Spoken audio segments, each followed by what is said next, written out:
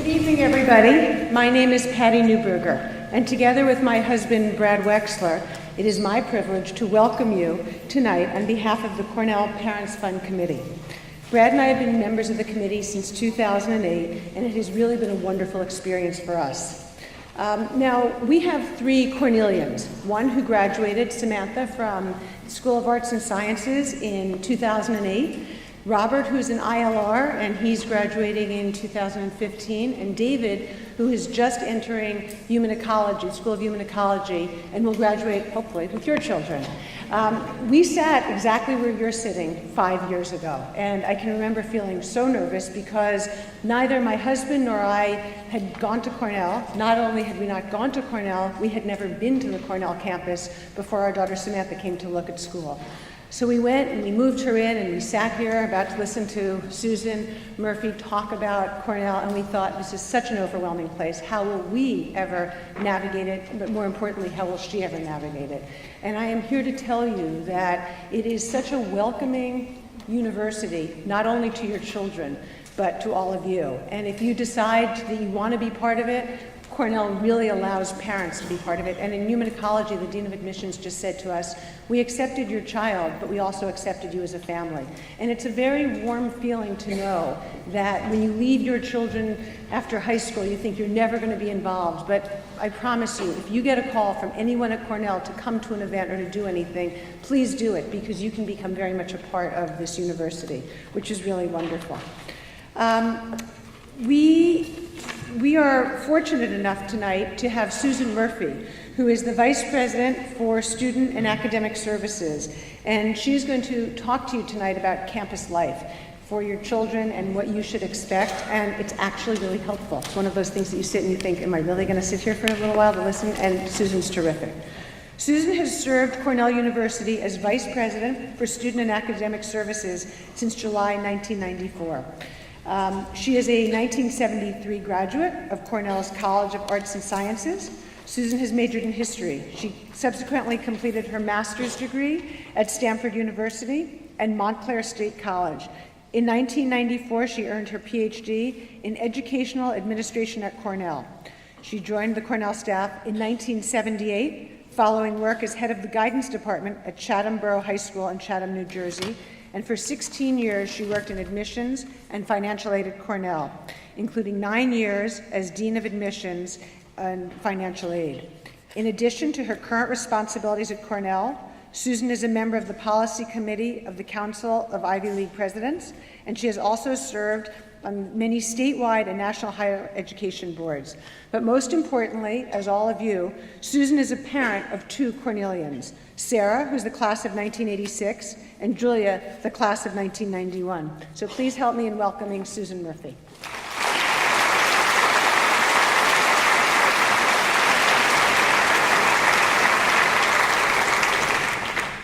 Patty, thank you so very much for your kind comments, and most of all for you and Brad sharing your three children with us. It's wonderful for us whenever we have one member of your family join, but to have three, and to have three in three different colleges tells us that by the time David graduates, you will be a master of this university. Having heard me twice before, you're excused this evening if you'd like to be, because I know you also have other commitments in Ithaca. But I also want to say, as you escape, thank you to the Parents Fund. Because this I want you to pass on to your colleagues. The Parents Fund has had a fabulous partnership with us in Student and Academic Services, and that partnership has been in coordinating events like this, helping coordinate events in the region, and for those who wish to be financially supportive of the university, in addition to the way you're being financially supportive through your tuition dollars, we have partnered, and they have made possible, frankly, things we could not have done without the help of the Parents Committee in some of our strategic initiatives in diversity and civic engagement and our living learning environment, when we've needed crisis funding, and mostly when our students come up with great ideas that we never thought about putting in the budget, and they come into my office and knock on the door and say, can't we please compete in the National Club Lacrosse Championship, but we need buses to get there. Or can't we please bring in a speaker, or can't we do something that we had never thought about? the Parents Fund has made that possible. So please extend my hearty appreciation to them, and thank you.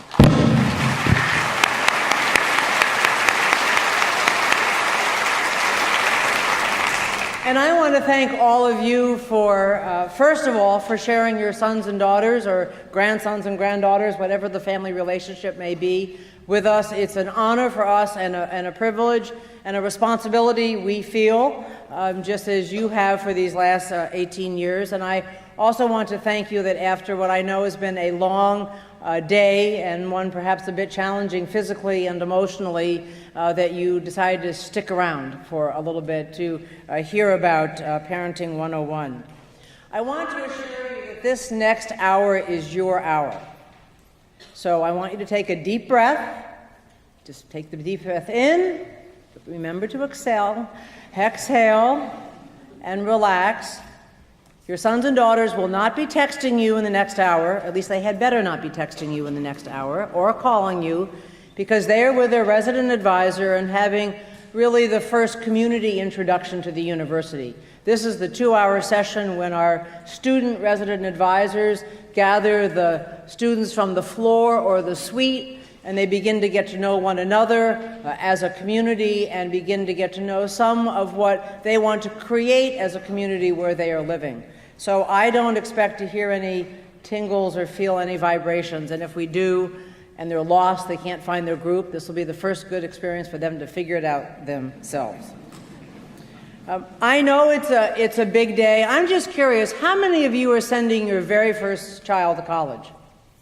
Wow. Oh, congratulations. Okay, put your hands down. How about this is your second child? Keep your hands up. How about a third or a fourth or whatever? Okay, first-year parents, second and third-year parents, keep your hands up. First-year parents, look at all these people who are here. You will survive. You might even do it again. Taking your child to college is one of those life transitions, just like sending your kid to kindergarten, or having them get on a plane for the very first time when you aren't with them, or having them do something big and significant. I'm seeing this process myself this year. As Patty said, I have 2 fabulous stepdaughters, Sarah, the class of '86, and Julia, who should have been the class of '88, but she took a rather circuitous route that you can read about in the book Voices, and so she was the class of '91.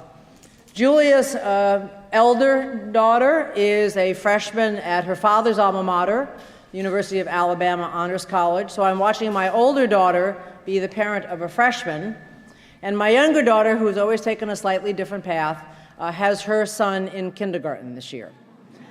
And I'm suggesting that they spend a lot of time each other on the phone to support one another. I know that sense of physical exhaustion because you've done a lot today, although I hope we helped you with that process.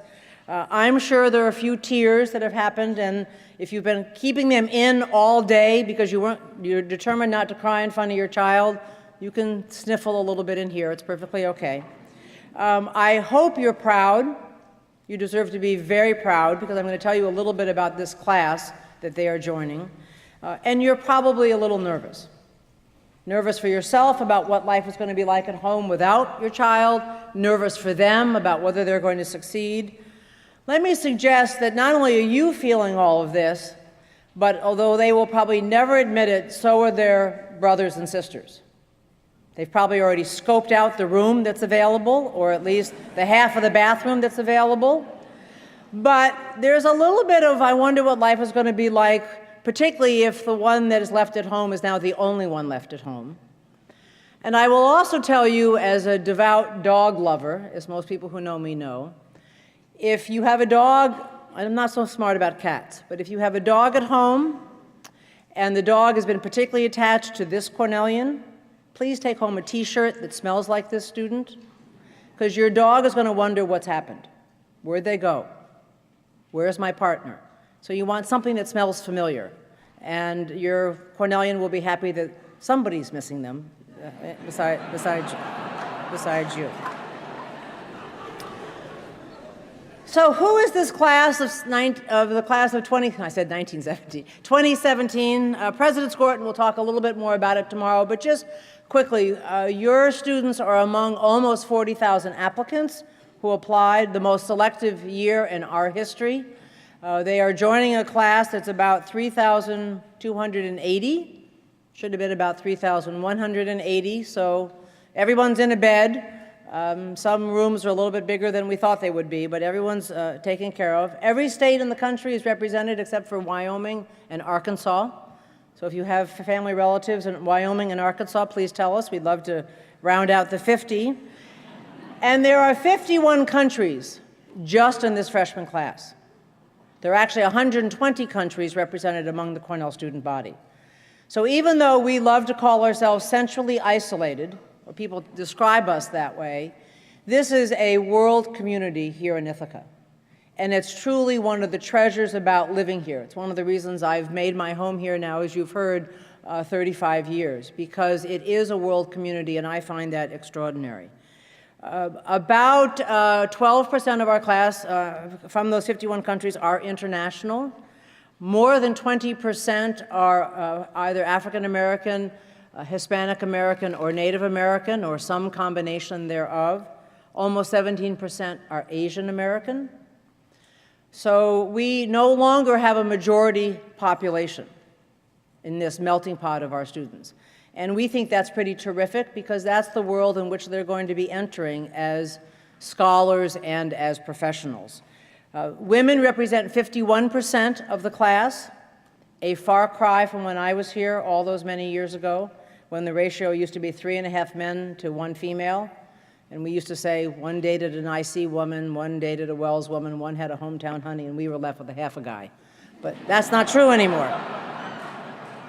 It's even Steven, so they get to know whomever. So it's a very talented class. Now, that's something about which to take great pride.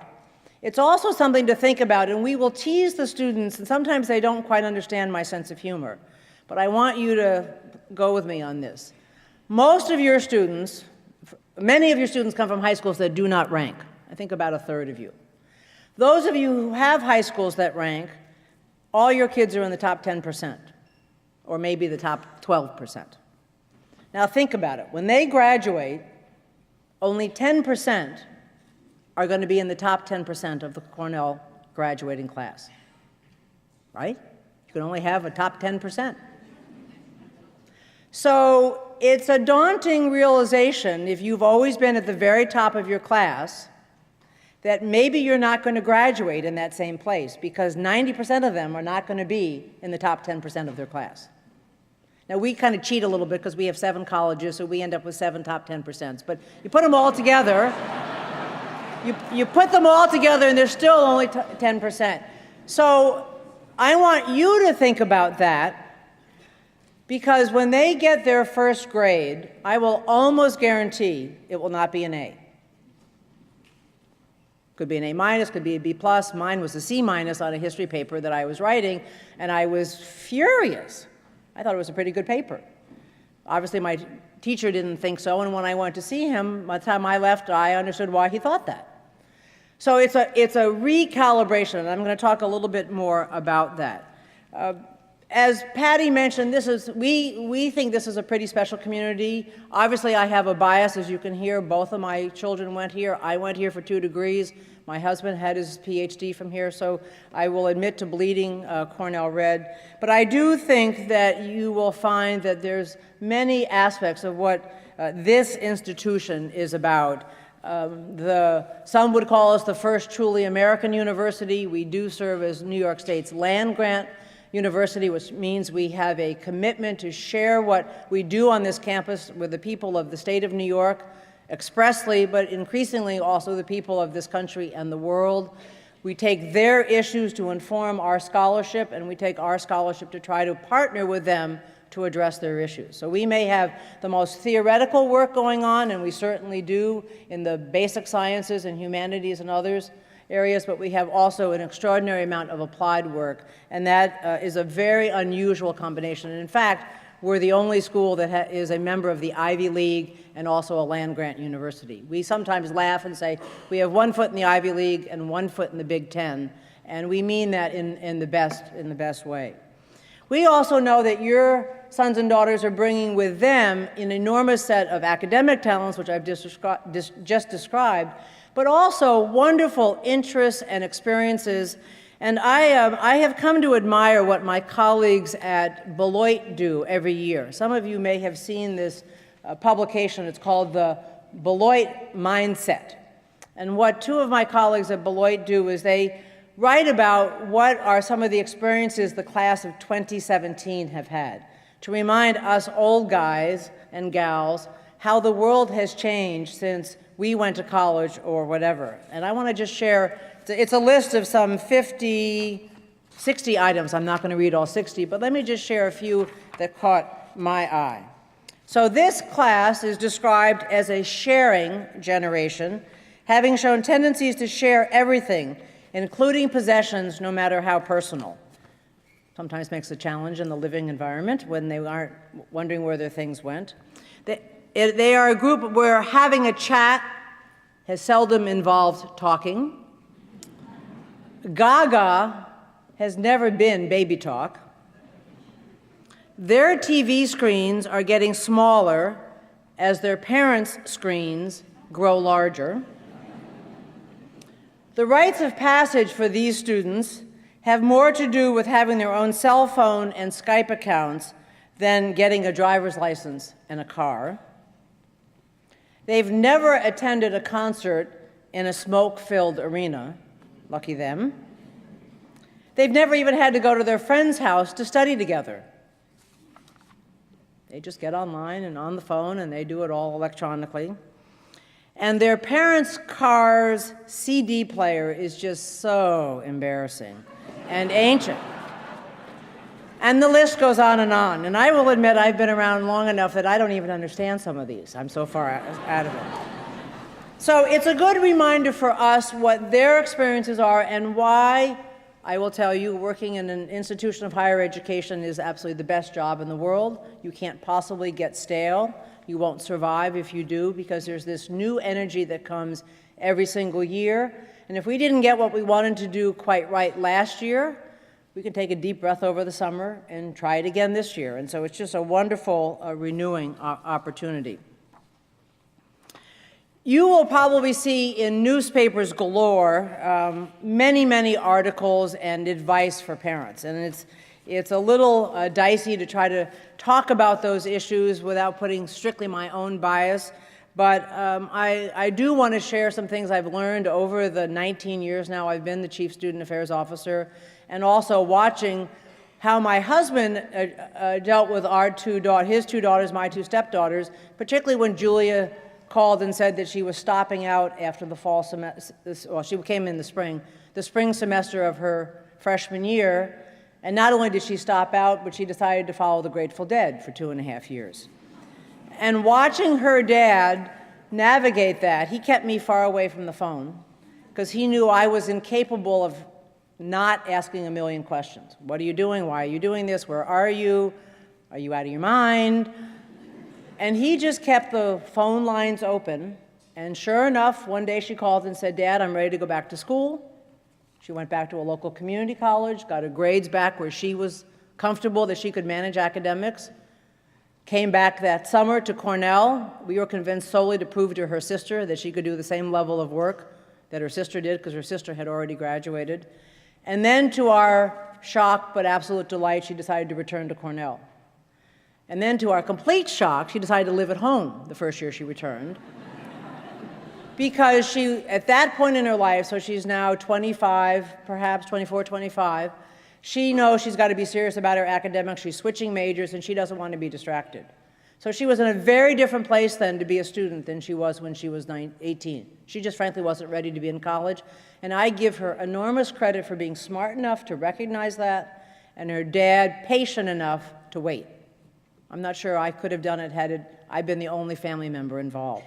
So there are lots of ways one will earn a Cornell degree. And when you now ask Sarah and Julia, where they went to college. They'll say Cornell. You hear their years. You have no idea that Julia didn't start when she would have earned a class of 91 degree. The other thing you will discover, and I'm sure Patty's seeing this with her 3 children, their Cornell experiences were entirely different. You would have no idea these 2 girls went to the same university in terms of what they chose to do, where they lived, who their friends were, what they studied. And to me, that's one of Cornell's absolute treasures. I share that with you because the key role of that story is the role my husband played with his girls and the role you still have to play as the parent of Cornellians. Your role is going to change rather dramatically. And if you read the blog that Professor Glenn Altshuler and David Skorton have just written for Forbes, they'll talk about the change from being the decider-in-chief, which may have been the role you've played at home, to what I would call the guide-in-chief. And that's where I would have failed with Julia, because I would have had a million things to tell her what to do, as opposed to listening and guiding. And so I want to talk a little bit about some of the ways we think about that when we accept your sons and daughters as students. Legally, most of them are adults, except when it comes to the consumption of alcohol. But most of them are 18, and that will define their world in some ways that I will describe. We know developmentally that some of them are absolutely there, most of them are not. We call them emerging adults. They're getting close, and by the time they graduate 4 years from now, we hope that together we have done our work, and so as they go off to the world of scholarship or work, whatever they choose to do, they indeed will get there. But to get there, they're going to need to learn to advocate for themselves. They're going to need to learn how to solve problems for themselves. They're going to have to develop perspective, which will come for some quite easily, others in a bumpy way. They're going to have to learn how to take care of themselves and be responsible for themselves. And in learning all of that, that means we can't do it for them, and neither can you. But it also means we don't abandon them and just make them jump in and sink or swim. So it's finding that middle road between being there to guide them, support them, catch them when necessary, but begin to let them make their choices, and some of them will be choices you would not make for them, but let them make those choices and then help them figure out what they've learned as a result of it. So let me talk about some of the challenges I know they're going to face. If you have a second or third child, you've been through some of this. I'm not going to dwell on them, but just to try to tick them off and give a few thoughts for you to consider. And then I want to make sure you know the resources, and then we'll have time to do some questions and answers. So one of the first challenges we often see is the roommate. My guess is for many of our students, they have not shared a bathroom with anybody else, let alone a bedroom. And we now put them in 220 square feet, some of them with complete strangers, and we say, have a great year together. We hope they were honest when they, and I hope it was they, filled out their lifestyle questionnaire. Because we do try to recognize that people live differently. Some have to have music blaring, some needed to be quiet, some are morning people, some are nighttime people. I pleaded with my granddaughter, who has the neatest locker, the neatest schoolwork you've ever seen, presents herself pristinely, and all of her energy about being neat goes into those 3 things, and nothing is left for home. And I said, please be honest when you fill out your lifestyle questionnaire that your bathroom looks like a bomb went off in it. Because if you have to share that with somebody and they sort their socks by color, you're going to have a roommate problem. So some of this is just the natural coming together. We will not start even entertaining requests to switch roommates if it's gotten to that point until the beginning of September. We will say, let's work on it. We're going to start with them. They'll have to go through to having a contract. They all go through putting together a contract so they can live together in this shared space. We will involve the RA if there's a challenge. We'll get even the professional staff, residence hall director. It does turn out that some roommates just are absolutely incompatible and need to move on Because we're over-enrolled, we don't have a lot of flexibility. More often than not, roommates become very compatible throughout the year, and some even will develop their closest Cornell friendship from their freshman year roommate. What we say to students is don't go in with the expectation that your best friend's going to be your roommate.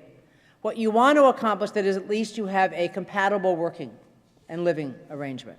And that's what we're going to work towards. But we know that sharing space can be a challenge, even if they chose to live together. Because they chose to live together because they knew each other as campmates, classmates. They found each other online. They think they're compatible. And now you put them together, and guess what? Maybe it's quite different. So don't be surprised if you hear stuff about the roommates.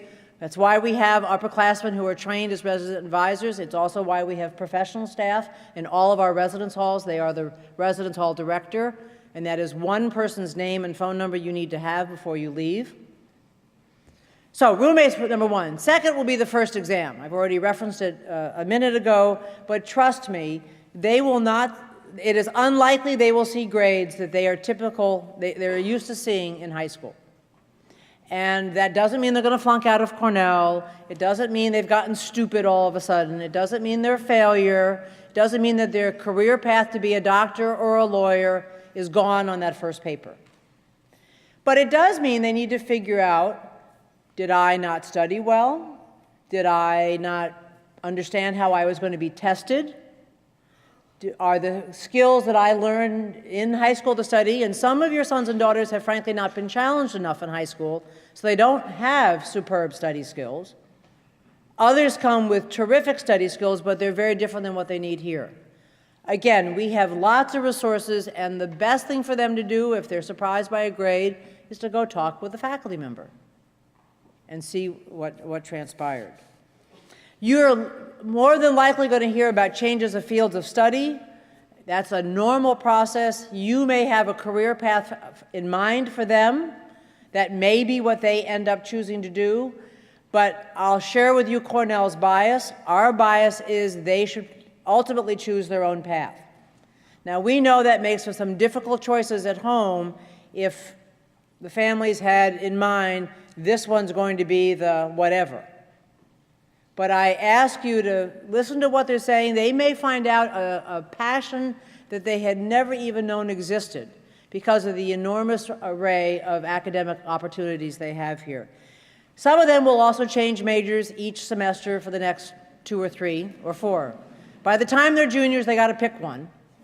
But particularly if they're in arts and sciences, a flavor a semester is not a bad idea. Just by junior year, they got to have one. Academic integrity is something we're going to talk with them a lot. We've learned as our population gets ever more cosmopolitan that the expectations we have in American higher ed is not always the same of other cultures. So part of it is our responsibility to teach what are our expectations in this country and at this university. But we take academic integrity very seriously, and one of the things we will say to students is you need to ask your faculty members if they don't make it clear when is it okay to share, when is it okay to collaborate, and when is it not okay. And it can change by faculty member, it can change by discipline. But there's a lot of bad habits out there that we're going to try to work very hard to correct, and it's something that we do take very seriously. Finding friends is something that surprisingly can be difficult for some students, particularly if they've gone to the same school system or even the same school from kindergarten to senior year. They probably don't remember how they made friends. They've always had these friends. Now, if they don't have friends coming with them to Cornell, here I've got 3,280 classmates. How am I going to find people that have interests like I do, but also have different interests that are different than mine, but I still want to be able to get to know that person? I think it's become increasingly challenging with the cell phone because it's so easy to stay connected to high school friends. Now, I happen to still have a lifelong connection to my high school friends. I adore them. But when we all went to separate schools, I saw them when I went home at Thanksgiving. I saw them when I went home at Christmas. Maybe I called one of them a semester, but that was expensive. These guys are going to be on the phone all the time.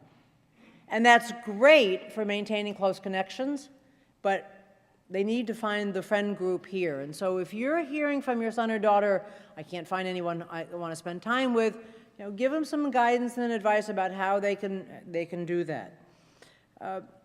The first time your son or daughter is sick, and they're here and you're wherever you are, will be a challenge. Trust me, I've been there. What you want to do is hop in the car immediately and go fix it. Sometimes we want you to do that too, but not as the first thing. The first thing we want you to do is make sure they've called Gannett. I'm going to give you that phone number in a minute. Our health services runs a 24-hour-a-day, 7-day-a-week answering service, and they will be in touch with your child immediately in return to determine how serious is the 99-degree fever. I hope that you've had some conversation. There was a wonderful column in the New York Times this week, for those of you from the New York area, called College Prep, This Time for Health, written by a pediatrician whose child was on the way to college.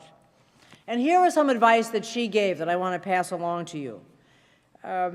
They need to know their own medical stories.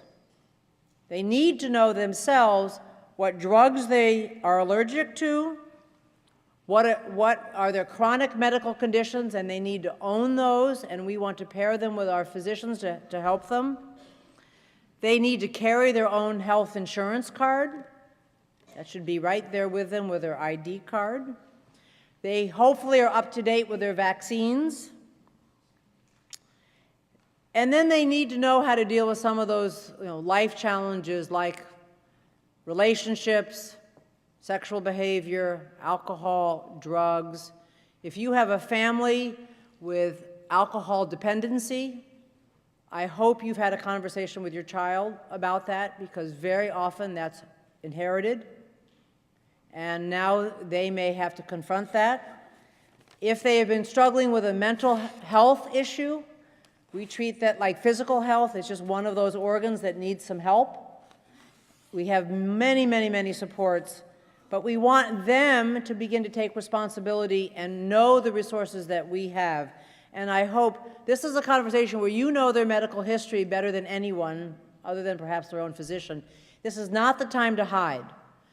It's amazing to me how many of our student health history forms are not filled out completely. And I don't mean by that blanks. I mean by that not necessarily the full story. And some of that is because everyone hopes they can start again, and I get that. But this is not the time to hide what we know to be chronic issues. We have a fabulously talented medical staff of all level physicians, psychiatrists, therapists, counselors, internists, adolescent physician specialists, in addition to the medical community here. And our job will be to put those resources together with your son and daughter. So please, if you've got concerns and questions, don't be shy. I'll be happy to talk about it. We'll put you in touch with the folks at Gannett. But have a conversation with your child about their health and how to maintain their well-being. When we're working with students through any of these issues and wonderful opportunities, we will try to approach it in much the same way where we will ask you to do it. We want to help, we want to guide, we want to advise. Sometimes we will have to tell them what to do. We don't like to do that often. We hope that they'll come to the decision themselves, but occasionally we'll have to tell them, you need to take a semester off because your grades really are in trouble. You need to take a semester off because we think you have an alcohol dependency issue. We need you to follow the rules. This was not okay academic integrity-wise.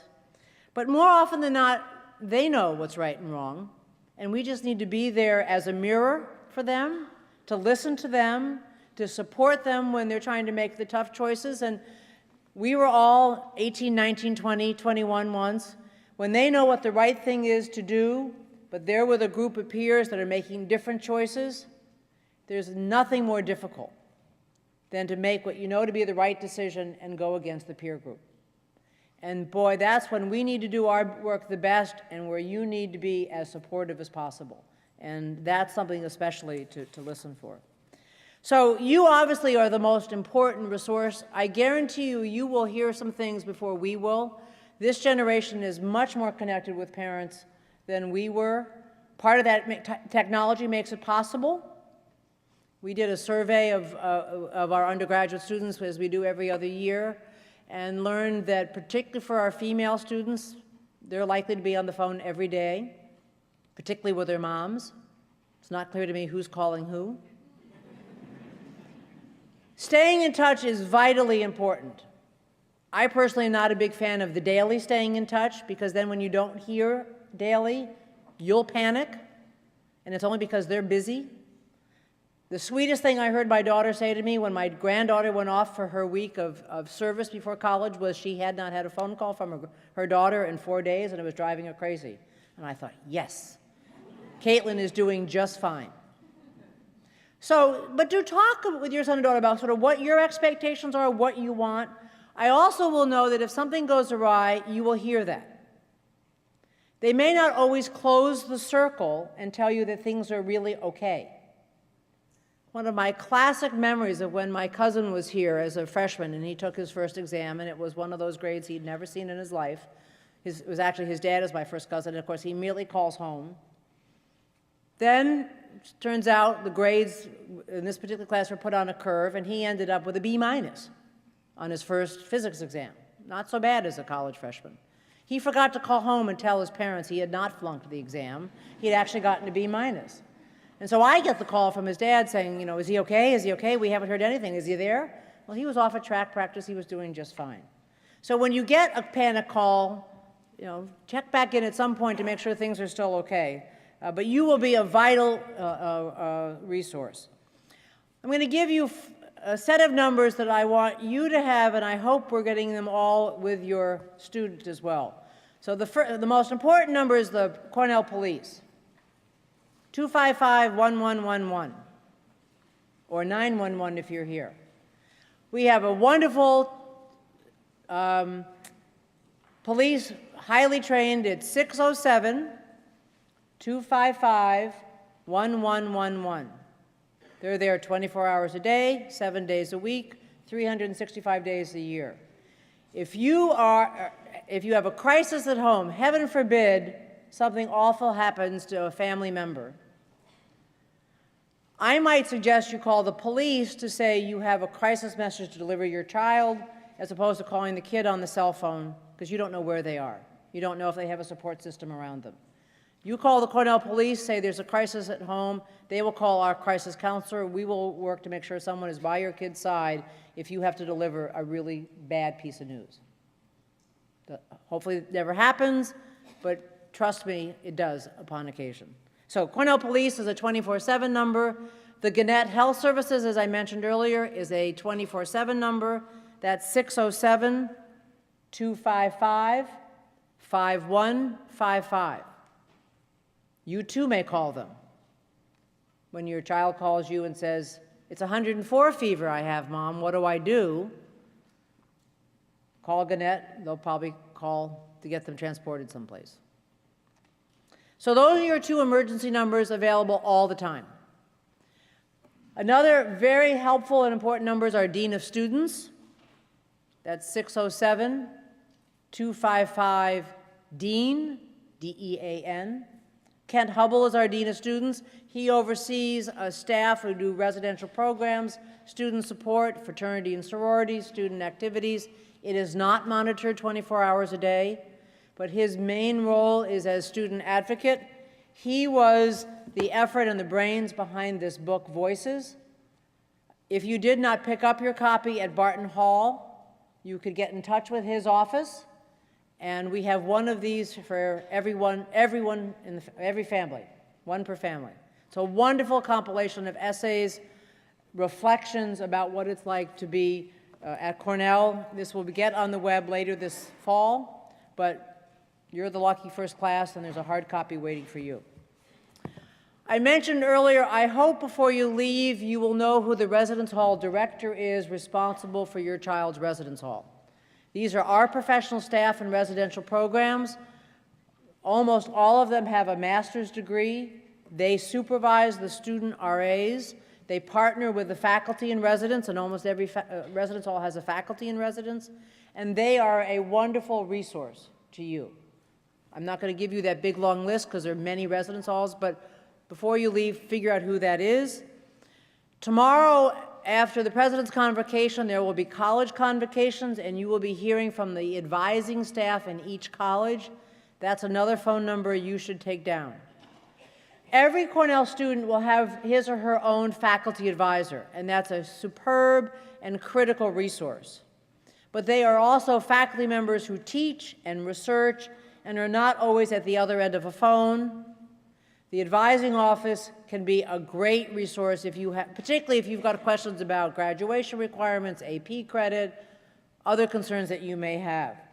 So those 5, police, Gannett, dean of students, residence hall director, college advising office, I think are the 5 critical numbers every student needs and every family needs. Now, there are many, many, many other resources. We have 28 different religious communities here. So if religion is an important part of your child's experience, I hope they'll get connected through Cornell United Religious Work. As I mentioned, we have lots of staff in the Dean of Students office whose job it is to support and work with students. We have career staff, and our philosophy with career services is that we start with freshman year. Not about placement.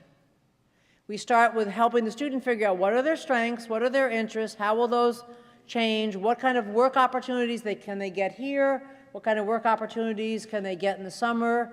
We have a wonderful alumni network that help create externships and internships for our students. So we truly see career services as a 4-year experience for our students.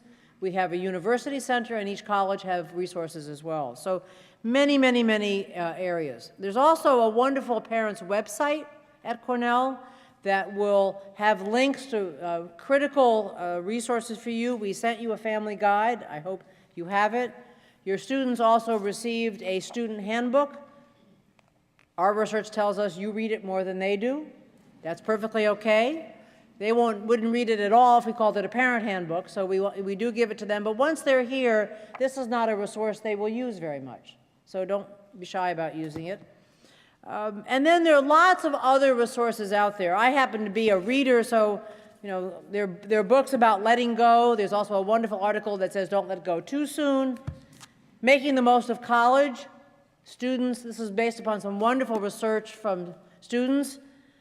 And I'll talk a little bit about some of the findings of this. Don't tell me what to do, just send money. A very well-written, humorous text. I'll Miss You Too, the Off to College Guide for Parents and Students. Getting the Best Out of College. This is just what I have on my shelf.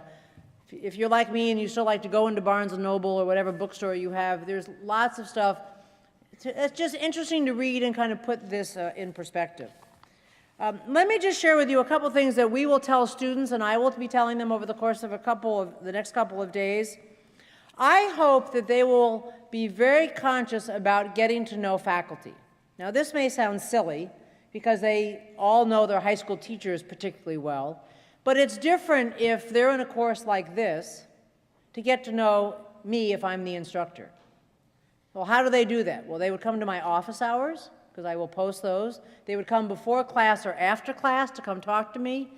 We're going to challenge them to get to know at least one faculty member well enough each semester, well enough that they could write a letter of recommendation.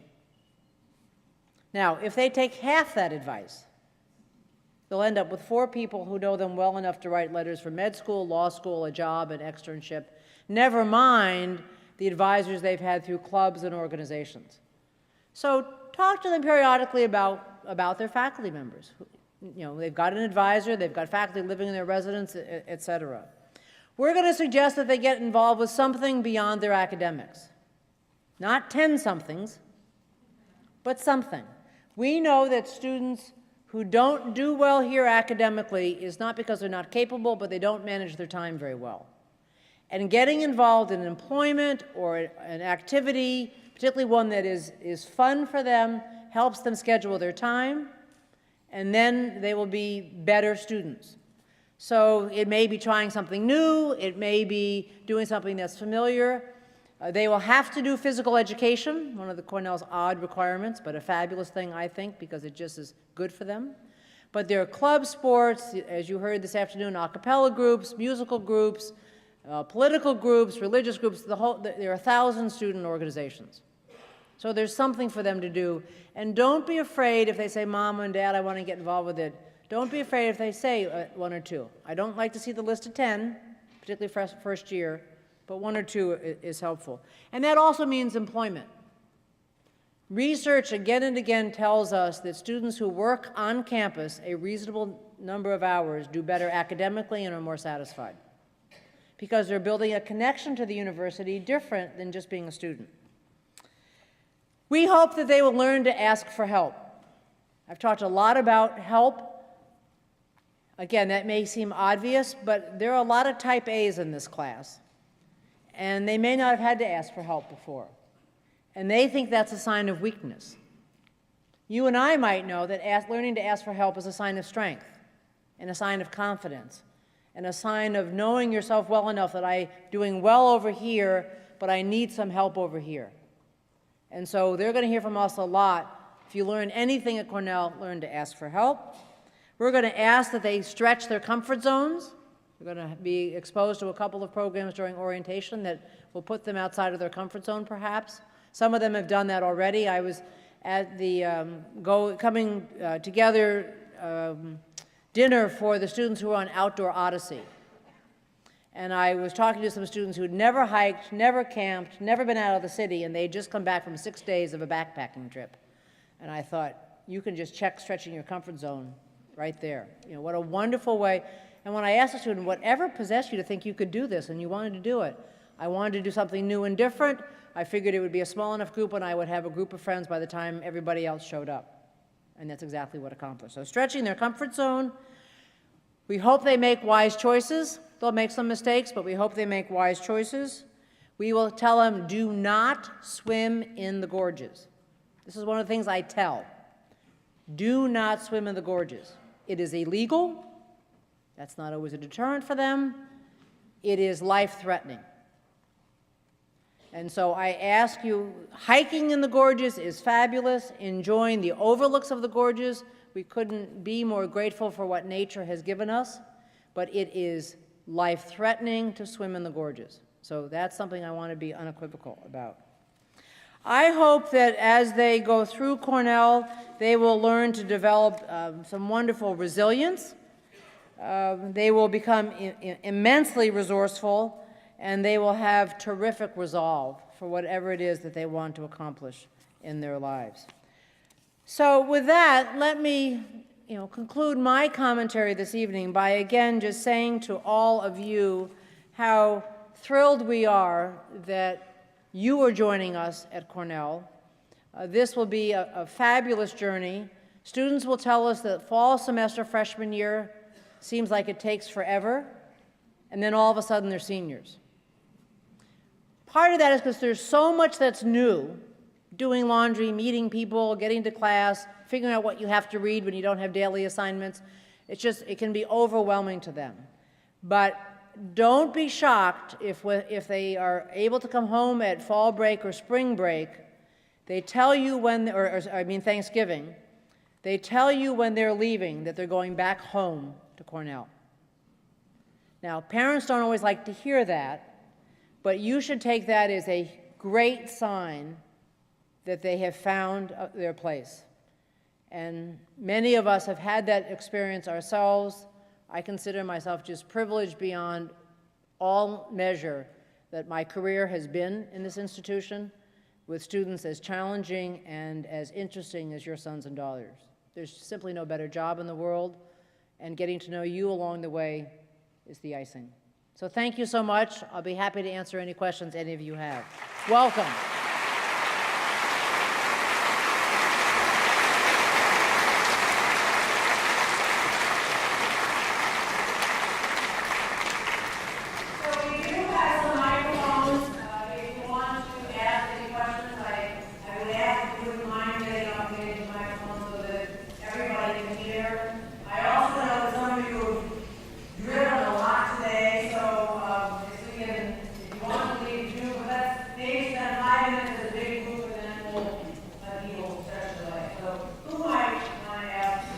Go right ahead.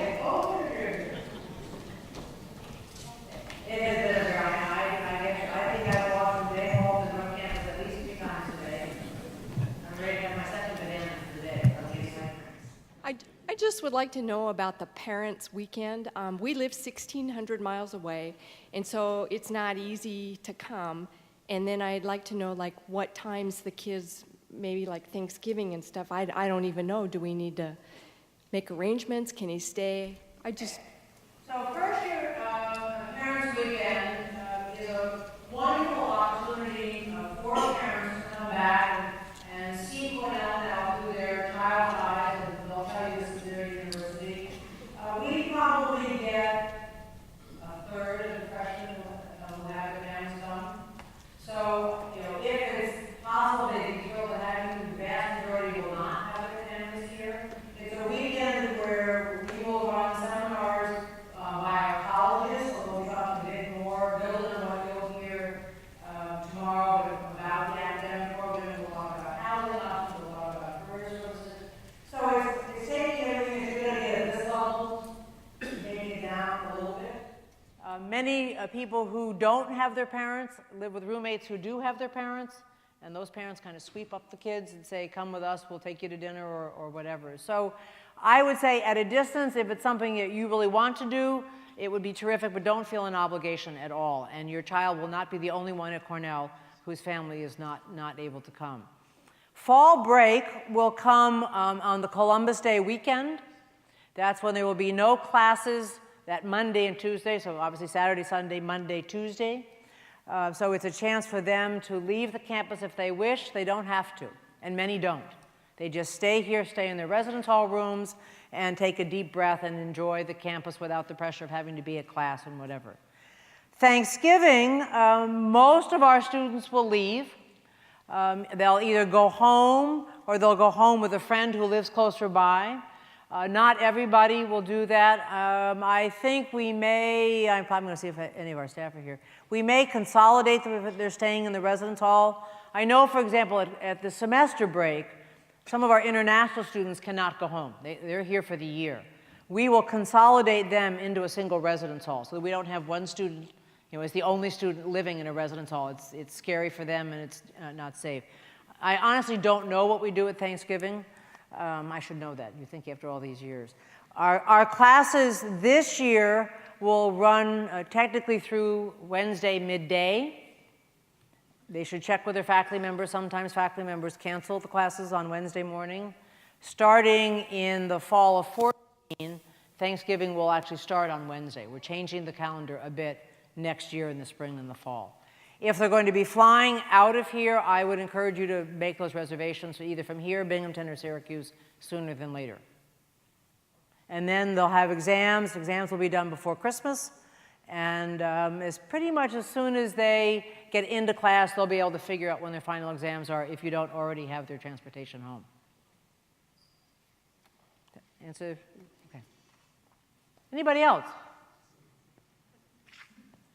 I can't believe a room full, please, of Cornell parents are that quiet. What is different in your presentation for transfer students?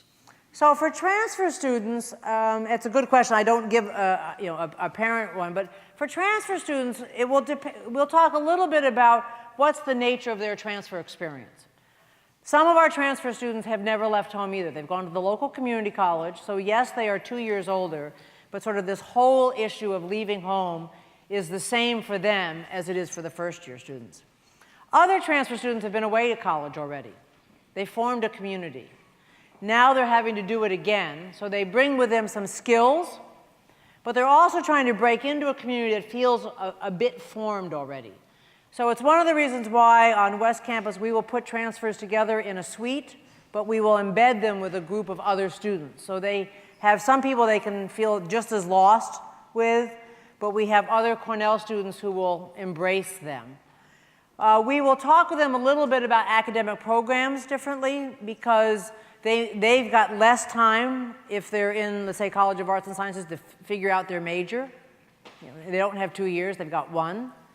And particularly if they're interested in studying abroad or doing a semester away, they've got a lot of organizing to do pretty quickly. So we'll spend a bit more time on some of the academic matters as transfers than we do in this first week or so with freshmen. We're obviously going to talk a lot about academics, but we know for the typical high school student coming to college for the first time, if you ever studied Maslow's hierarchy, that's what we're dealing with.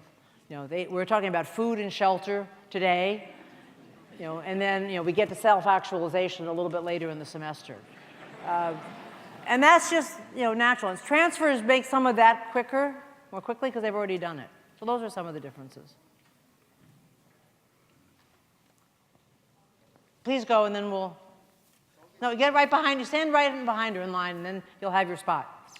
Just a quick question about getting the information to the parents versus getting it to the students.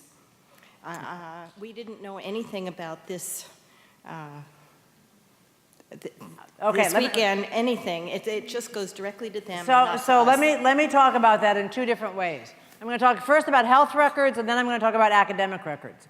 So health records are governed by something called HIPAA. It's an acronym for something I can never remember. But our physicians are obliged by law, once your child is 18, to deal with your child. They may not tell you unless your child gives them permission.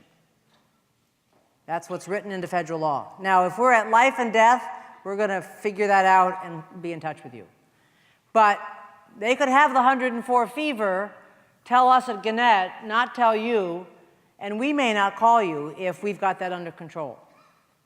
So that's an area. If they're seeing a therapist and they don't want you to know that, we're not going to tell you. That's what HIPAA. So that's very narrowly constrained.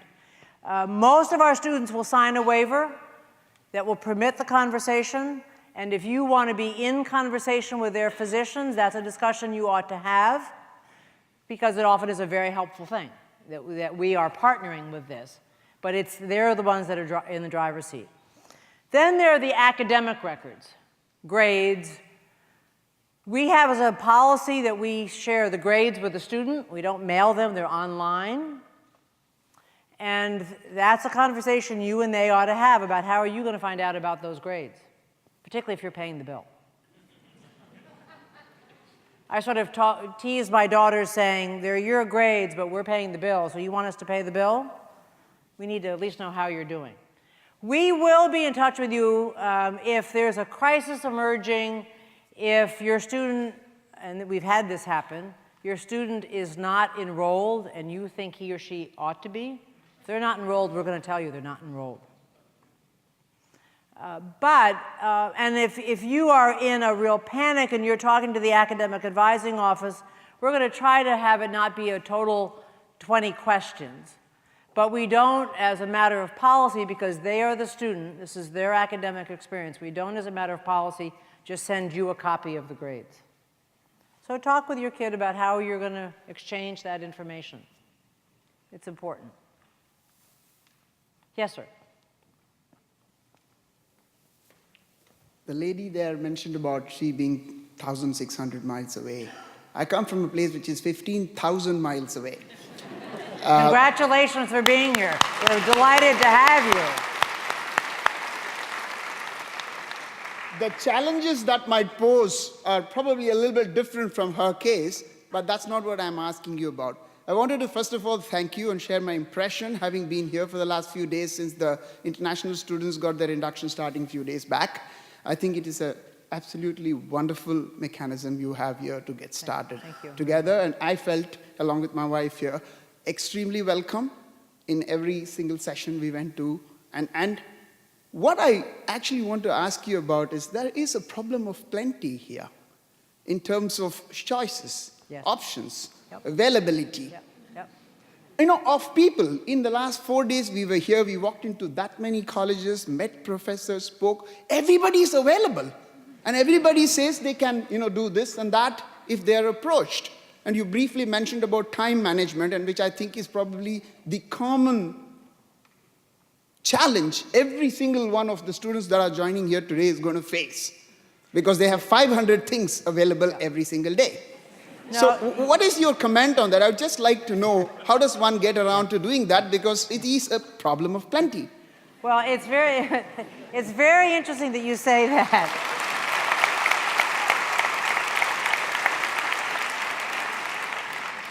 In the essay I wrote for the book Voices, I talk just about that. You know, I say we want them to learn to ask for help. Well, we actually have a help sheet. It's 4 pages long. We tell them to get involved, and then we say, here's the 1,000 organizations. So you are right, that in a university of 22,000 students with 100 different academic options, with people from all over the world, I've never heard it described as a problem of plenty, but I've certainly heard it described as how do I make the choices and how do I figure out what to do. And I think that's where our jobs collectively as guides. First of all, they don't have to do it all in the first week. And they need to, you know, sometimes they need to be reminded of that. They don't even have to do it all in the first year. You know, how do I think about it? If I try something, I may just be trying it and I discover I don't like it, well, that's okay, because you can go on to the next. So also helping them understand that just because I go try out for the rugby club and I play a couple games and I really don't like having my nose scrunched into the ground, you know, you ought to talk to your teammates about why you're not going to appear again, but it's okay to make a choice and go someplace else. So making wise choices, and I reference that in my comment, I mean, we all struggle with, even as, you know, more than novice adults, about how do I make choices. And so share your own experiences about how do you decide, am I going to do this or that? And then listen for the, you know, to what they're expressing as real strengths and how can they dive deeper in that. Where might they want to explore something? And it's perfectly okay not to do everything. I've been here 35 years. I am still learning something new about Cornell every single year because of what we are doing academically. There's a part of the campus I haven't been to before. And you know, it feels huge right now because you have traversed the campus multiple times, and it's a lot of walking. And you are getting a ton of information thrown at you. It will narrow down a bit. You know, the student will begin to focus on his or her college. What do they need to do freshman year? Their community will be primarily, you know, we start with your roommate, your floor, your residence hall. So we try to help them break this big place into smaller communities. And we often talk at Cornell about trying to build a community of communities. And so we ask our students to figure out how to find, you know, a smaller community. We hope they don't find just one and get stuck there, but we also know that that's how they're going to begin to feel anchored. I'll remember that phrase. Yes, we'll take a couple more questions, please. It's, as you said, and he said, it's a little overwhelming, a lot to choose, a lot to do. So you gave us the police number, the health number. What about on the psychological level? If they get into a panic attack or they cannot cope with this and we kind of find out over the phone, what is the best thing we can do? So the answer to that would be a couple. I mean, within our Gannett Health Services, we have a complete mental health staff. And there is, when you call that number, if the issue is mental health, they'll get in touch with a counselor that night and put them together. And then we can refer them, you know, to the staff. Their residence hall director has some training. They can be very helpful. They're not therapists, but they can help them you know, make decisions and cope. We also have counselors spread around the campus, something called Let's Talk. So some of our students are shy about walking into Gannett to go to psychological services, but they're very comfortable going to Let's Talk. It's the exact same staff, they're just spread around campus. But if you got a call in the middle of the night and your child was in the midst of what you were pretty sure was a honest-to-goodness panic attack, I'd call Gannett, is what I would do. And then I might call the residence hall director as well and have them walk down the hall and, or go find the RA. If they're just upset, you know, I would listen and talk and guide and call me in the morning. A couple more questions. Yes, sir. For the Gannett Health System, we have an HMO plan that we have our daughter enrolled in. Do people transfer the Gannett Health System as a new primary care physician? Some do. You know, some will keep their primary care. It's just a question of pre-author for you know, primary care physician versus specialist. I think it will, to some extent, it will depend upon how we're considered in network or not. Right. And that's a conversation I would Have with them. have with them, because I'm going to get beyond my level of expertise pretty quickly. Okay. Do you know the phone number to Gannett offhand? 255-5155. I'm sorry, look, I got to write this down. 607-255-5155. Right. Thank you. Sir. Hi, well, I'd like to thank you for this presentation. This very morning during lunch, I was talking to my daughter about work options, and it caught my attention that you mentioned that not only it's an educational, but a satisfaction factor. Will you share some strategies to get involved with the jobs available here at Cornell? There are many different ways you can find employment on the campus. If you go into the dining halls right now, you'll find staff right there saying, "Want a job?" They're advertising about what they have available. All of our job listings are posted online, so they can go to student employment, and they'll see all the jobs that are posted, and then they can say, "Oh, I'd like to go talk to the fitness center people because I'd like to work there." And they'll talk about how you go about making that, filing an application for that position. So I would first go to the student employment website. If there are questions, you can go to the student employment office in Day Hall. Some students will want to have a job where they don't have to really think much in terms of academic work, so a dining position, working in the fitness centers, checking books at the library might be what they're wanting to do.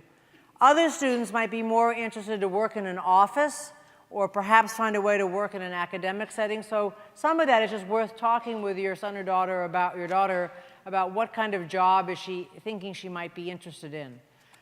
Places like my office, typically hire a student a year because we want them to answer the phones, fill in when people aren't there, do some office work. So there are all kinds of jobs. There are students who are working in labs, washing beakers. So what they might be interested in, the kind of work that they want, is it professionally related or is it just going to give me some employment? But it's a lot of great resources are online. Sir. There's a lot of information that should be directed to parents. We're paying, so we need to know when bills are due. I found how to take care of that one, and we've done it. But other things like the schedule for these 2 days, the schedule for the parents' weekend, and other things I may not have heard about yet that so far have gone through my daughter rather than to us, so we get it more directly. Is there anything we can do about that? So we need to make sure we have your email address, that you shared that on the parent form that you filled out back in May, because we will do a monthly newsletter to parents where we provide all kinds of links. So if you did not give us the email, your email address, please make sure that we have it. The family guide should have been sent home. It may have been in an envelope with your daughter's name on it. But probably the most direct mailings that we will do will be in the email we will push out to parents once a month with things you need to know about this month. Yes, ma'am. Hi. First of all, thank you for the presentation. And my question is related to transportation from Cornell to the main airports. Would they use Cornell transportation or public transportation to get a list? To the Ithaca Airport? Well, I was thinking about Syracuse. Okay.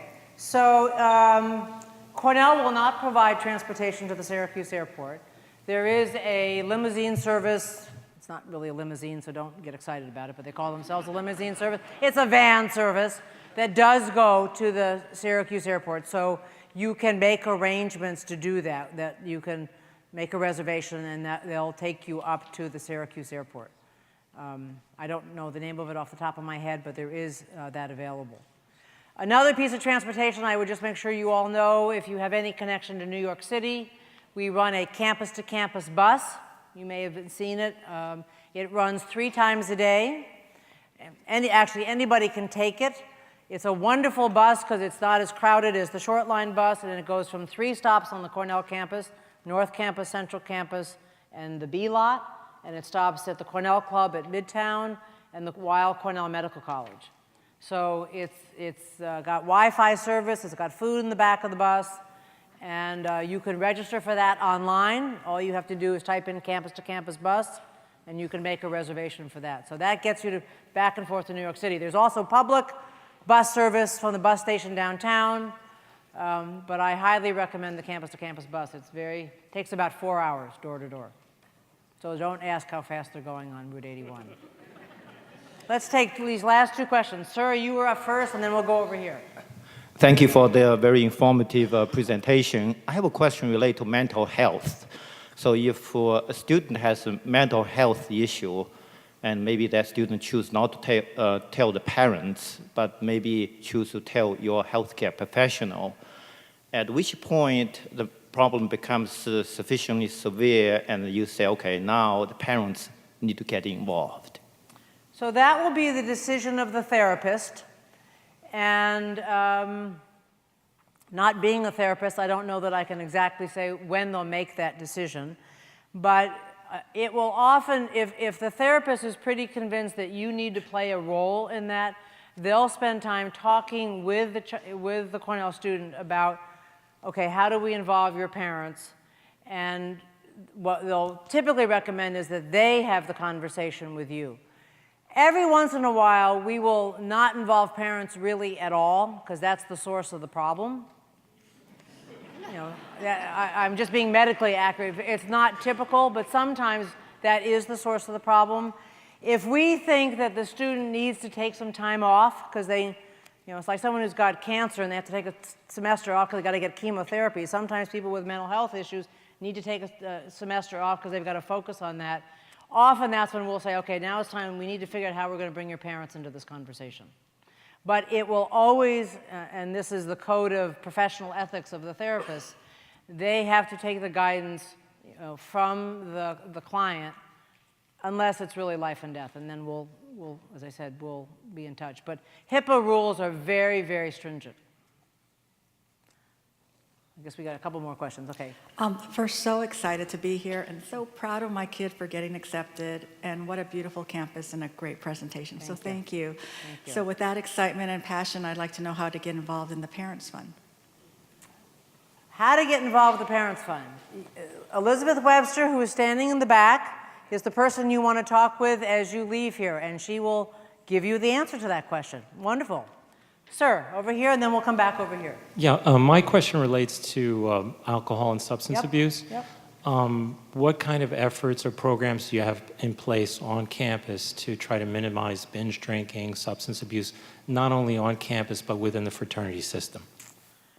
Well, this could be a presentation in and of itself, but I'll try to hit the highlights. We asked all of your students to do an alcohol education program as part of their coming to campus. That's one of our initial expectations. We will talk about it. They're talking about it right now, I guarantee you, in the RA session. Our rules for fraternity and sorority new member recruitment would be such that freshmen really should not be in the fraternities and sororities this fall semester. As you know, it's illegal to drink until you're 21, so they've got to figure out how they're going to deal with the rules. We will have lots of conversations in student groups about both the law, how to deal with peers that are making one set of choices, as I was mentioning earlier, and you need to make another set of choices. If we find a student in possession underage, they will be cited as violating our campus code of conduct. If it's not an egregious violation, their first penalty will be an educational sanction. We have a program called Basics. It's a motivational interviewing that we will do with them. And similar to what I was describing earlier, it's sort of putting up a picture, a mirror to themselves about their drinking. If someone needs medical help because they've had too much to drink, we have a medical amnesty protocol where the person who calls for the help and the person who's had too much to drink, if that's the only problem, they will not get into trouble because we want them to get help. Sometimes what happens is they had too much to drink, and oh, by the way, there was property damage, there'd been a fight, there was some hazing, we might not put him in trouble for the alcohol, but we may have to deal with those other issues. If there's a second violation, we will be in touch with the student, and the dean of students will call the student if medical amnesty had not been involved, and the dean of students will be sending you a letter home. Hopefully your son or daughter will have called you first.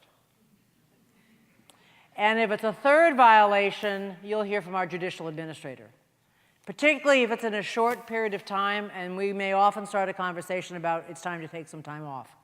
Because our theory is if we've caught a student 3 times with alcohol, they're not just doing it those 3 times. It's sort of like speeding. If I get caught speeding 3 times in a short period of time, I'm probably speeding a lot more than 3 times. I just got caught 3 times.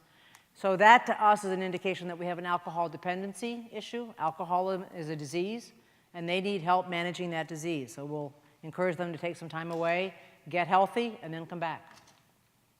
We have some very highly trained staff in Gannett around alcohol. We also have all kinds of initiatives that we're doing in partnership with other institutions, social norming campaign, building up alternative activities that are not alcohol-based that students can participate in. So as I said, we could have a whole evening about a variety of strategies. What we're trying to deal with it is from a public health perspective.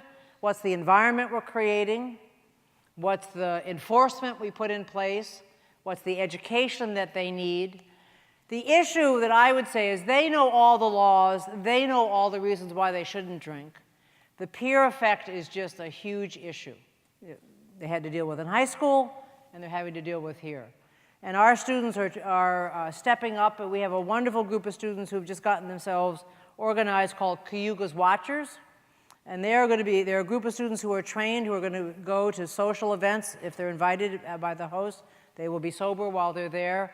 They're not to catch people, but they're basically to be a set of eyes and ears. So to try to help the students not get themselves into trouble. And these are some of our best student leaders who are choosing to do this. And so I'm hoping that not only will they be a great support network, safety net, but they're going to begin to change the culture a bit. But this is one of higher education's biggest challenges. So thanks for the question. 1, 2, and then you guys have been enormously patient. So, yes, ma'am. Thank you very much once again for your wonderful presentation. Thank you. I want to know about Cornell's policy on guns. On guns. Happy to talk about that. Guns are not permitted on campus. It is illegal to have for a student to have a gun or a weapon in their room. If we have a student who happens to be a hunter, my brother was a hunter and went to Colgate, loved to hunt, those firearms must be registered with the police. They must be stored at the police. But guns are not permitted on campus. Plain and simple. And if they're found with a gun, that's a violation. Found with a weapon, that's a violation of our campus code. And depending upon the situation in which they were found with a gun, it can be reason for very serious sanction. Yes, ma'am. I don't know about anybody else, but in my house, things come and we don't always see them. So if we did not get a student guide or a family guide, what's the best place to get those on campus? Most of it's online. So the best thing to do is to go online first. What you might do, I don't know if we have extras of the student handbook, but check at the TATCON Center. If we did, that's where it would be, but online is where. The Carroll TATCON Center is a wonderful resource in Balch Hall, that beautiful Gothic residence hall right as you come across. If you go up if you're coming across North Campus and there's that road that went to the right, go up that road. The Carroll TATCON Center is in South Balch. It's a student first-year resource center run by staff and students. Has a cafe in there, and that's where our new student programs is anchored. So, and it's a great resource for your sons and daughters as well. You guys get the award for the most patience in the world. Thank you so much. Glad to see you.